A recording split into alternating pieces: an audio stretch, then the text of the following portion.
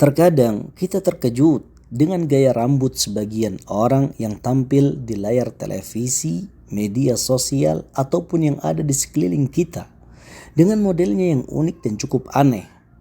Oleh sebab itu, sebagai seorang muslim, kita akan berusaha menghindarkan putra-putri tercinta dari beragam style yang serupa.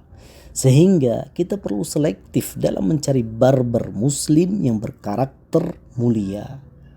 Di antara sifat yang harus dimiliki oleh seorang muslim yang berprofesi sebagai barber adalah: 1. Berharap pahala dari Allah Azza wa Jal dengan menjalani profesinya sesuai dengan yang dicintai oleh Allah Subhanahu wa Ta'ala, yaitu merawat penampilan klien sebatas yang diperbolehkan oleh syariat. Nabi Muhammad SAW mengkabarkan dalam sabdanya, sesungguhnya Allah itu maha indah dan menyukai keindahan. Hadis riwayat Muslim. 2. Mengajak pada kebaikan dengan meletakkan di dalam salonnya beragam buku Islam yang ringan sehingga bisa dimanfaatkan oleh klien yang sedang menunggu giliran, atau dengan menyajikan cuplikan video dan acara televisi yang berharga untuk disaksikan. 3. Bersikap amanah terhadap rahasia kliennya dengan tidak membocorkan privasi pelanggan yang boleh jadi mengeluhkan tentang cacat atau aib yang tersembunyi pada dirinya. Dan ini merupakan karakter barber muslim yang harus dipertahankan.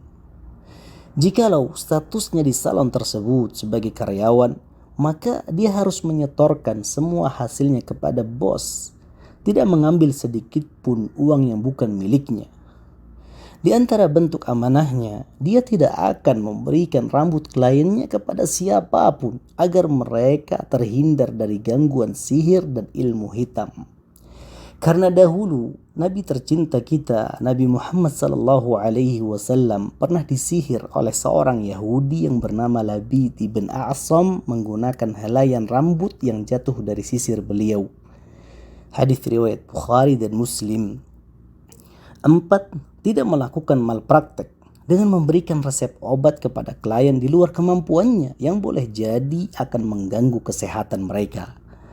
Nabi SAW berpesan mengatakan, barang siapa yang mengobati tanpa mempelajari ilmu pengobatan, maka dia bertanggung jawab.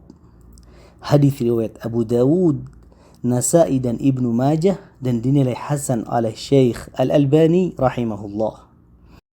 5. Tidak memotong jenggot, karena Nabi Muhammad SAW telah melarang hal tersebut. Beliau bersabda, selisihilah orang-orang musyrik, biarkanlah jenggot dan rapikanlah kumis. Hadis riwayat Bukhari dan Muslim. 6. Tidak mencukur alis. Ibnu Abbas radhiyallahu anhu menerangkan bahwa telah dilaknat seorang wanita yang mencabut alis dan yang meminta alisnya dicabut. Hadis riwayat Abu Dawud dan dinilai sahih oleh Syekh Al-Albani rahimahullah. 7. Tidak membuat tato untuk siapapun, karena Rasulullah SAW juga telah melaknat wanita yang membuat tato dan meminta untuk ditato. Hadis riwayat Bukhari dan Muslim. 8. Tidak memotong rambut dengan model yang terlarang seperti qaza', yaitu mencukur sebagian rambut dan meninggalkan sebagian lainnya. Hadis riwayat Bukhari dan Muslim. 9. Tidak mencukur rambut dengan style yang menyerupai adat dan budaya non-Islam. Dalam hadis Nabi dijelaskan bahwa barang siapa yang menyerupai suatu kaum, maka dia termasuk golongan mereka.